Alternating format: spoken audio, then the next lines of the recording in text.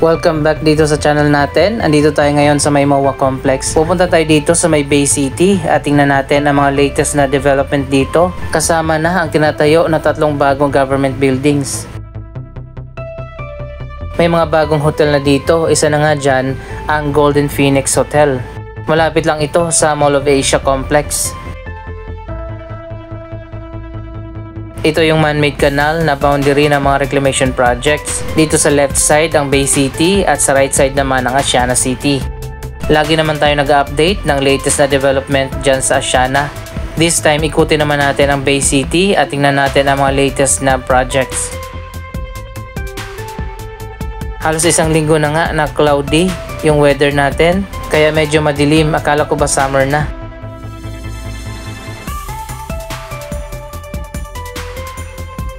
Anyway, isa nga sa mga hotel dito sa Bay City, ang Golden Phoenix.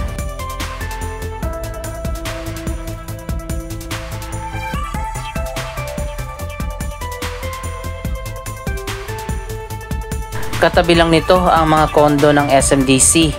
At meron pang isang hotel dito sa unahan, ang Citadines.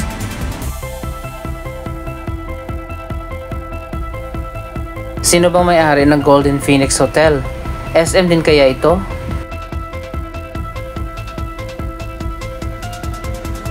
Sa likod naman ng hotel ay meron pang malawak na area na bakante pa rin hanggang sa ngayon.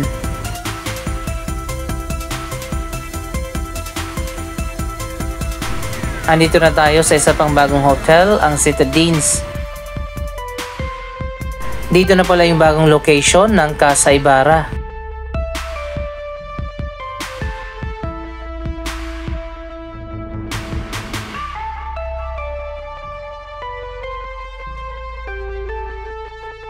Marami pang iba't ibang buildings dito sa Bay City, pero hindi natin lahat iisa-isahin.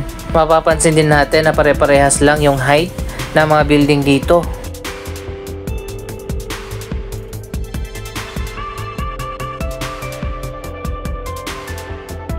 Katabi naman ng Citadines Hotel ang W Mall.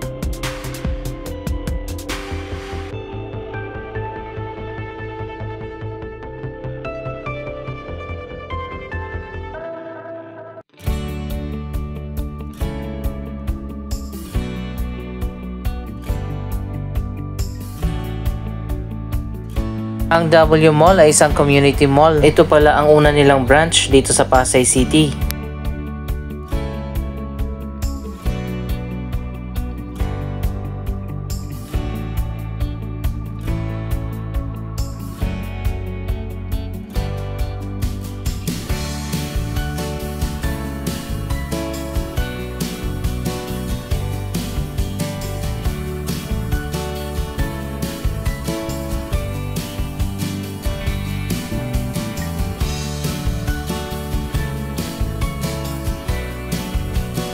May bagong gasoline station dito na nagbukas na at may katabi din ito na glass building.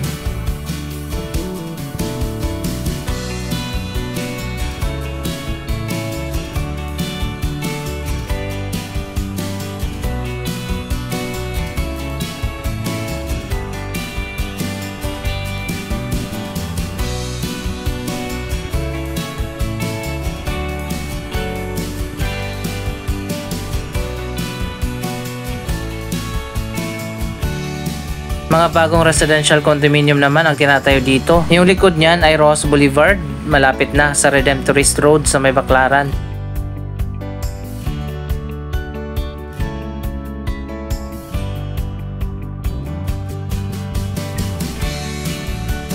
Isa pang residential condo ang malapit na ring matapos.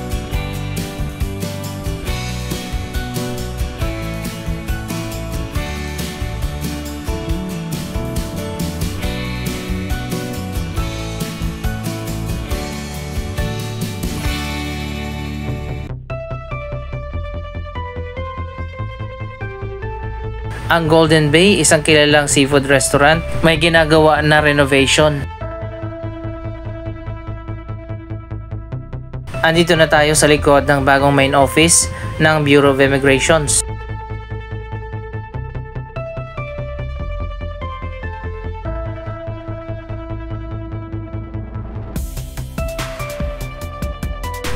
Dalawang building ang itinayo nila dito, isang parking building at isang main office.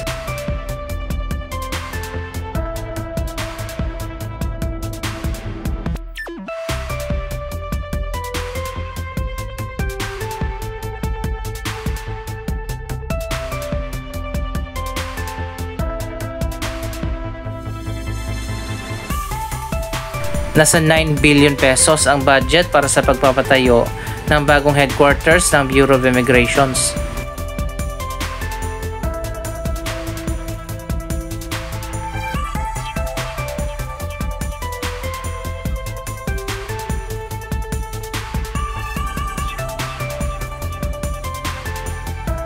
Nasa tapat naman ang bagong DOI building, ang bagong main office naman ng PRC. Dalawang building din ang itatayo dito. Sa ngayon isang building pa lang ang nasimulan na.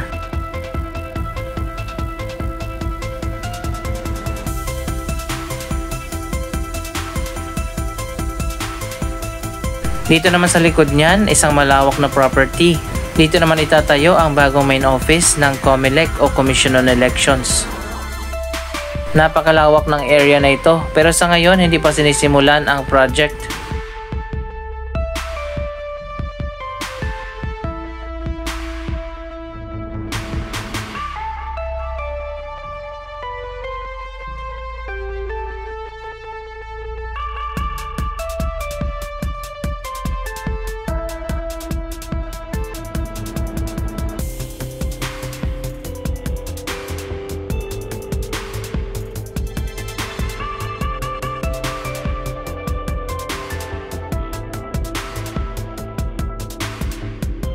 Malapit nang matapos yung phase 1 ng PRC building.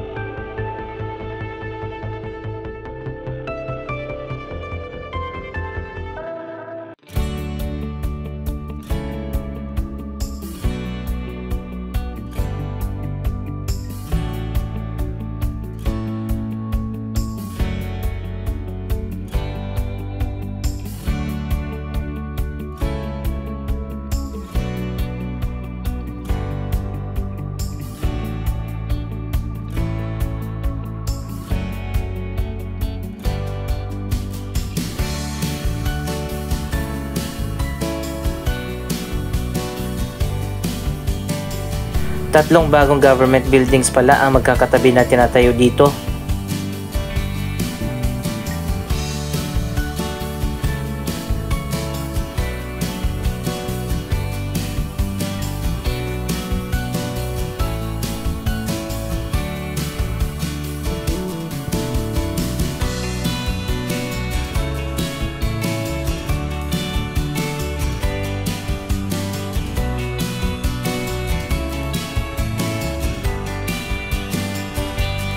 Nasa finishing stage na ang bagong headquarters ng Bureau of Immigrations.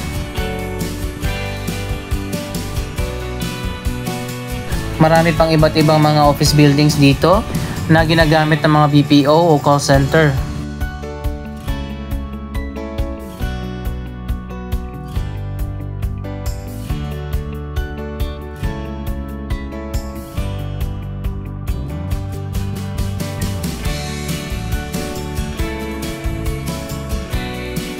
Dito rin makikita sa Bay City ang Double Dragon Plaza.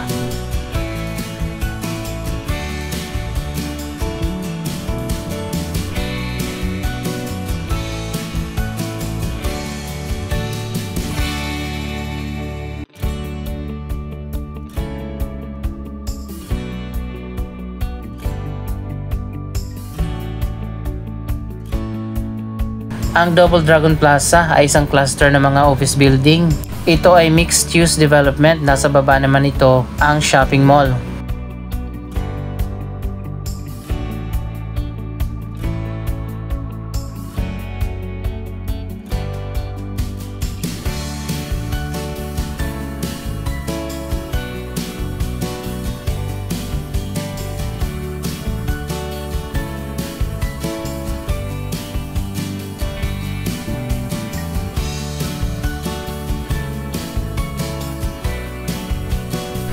Kung pwede nga lang sana na itaas ang mga building dito sa Asiana City, Bay City at Asia World, Mas maganda siguro ang mga bagong syudad dito. Puro kasi mababa, meron yatang height limit, kaya puro box type building ang makikita natin.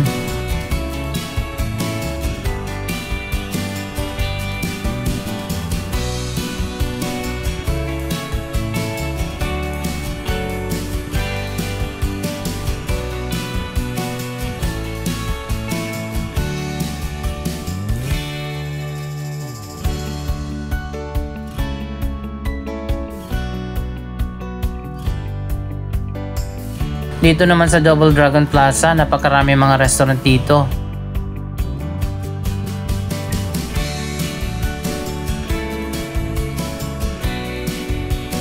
Maganda rin yung landscaping dito sa labas.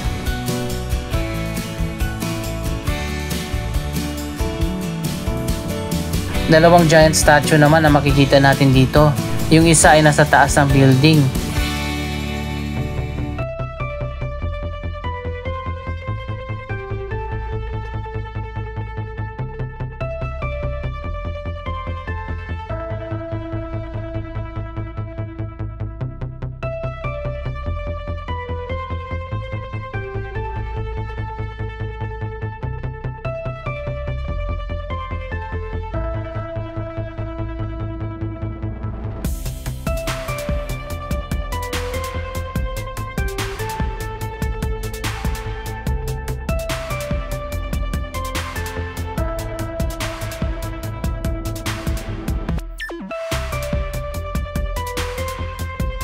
Ito naman yung isa pang giant statue na parang nakasandal dito sa building.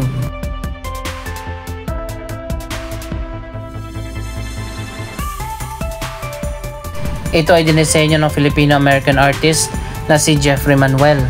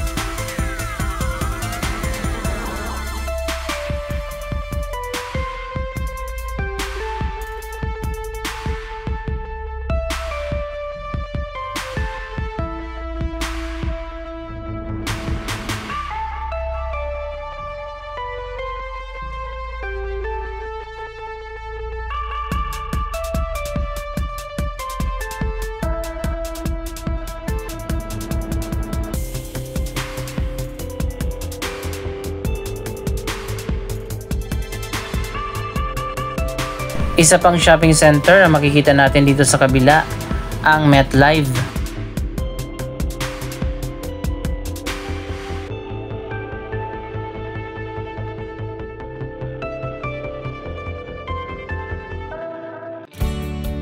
Ito naman ay project ng Federal Land.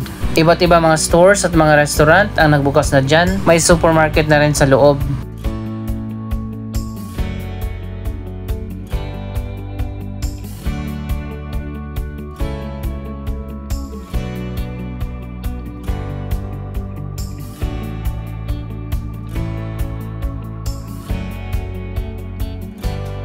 Madadaanan natin ang mall na ito kapag pupunta tayo ng Mall of Asia.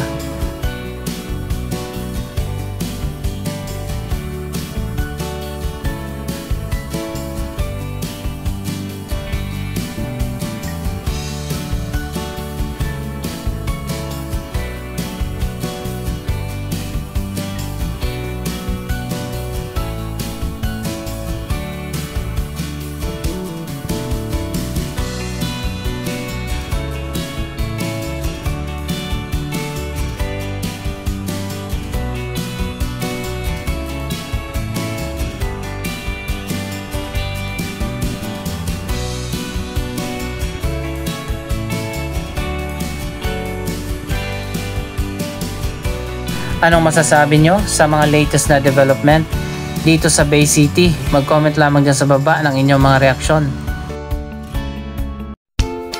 Maraming salamat sa inyong panonood. Don't forget to like, share, comment, at subscribe. Thank you for watching!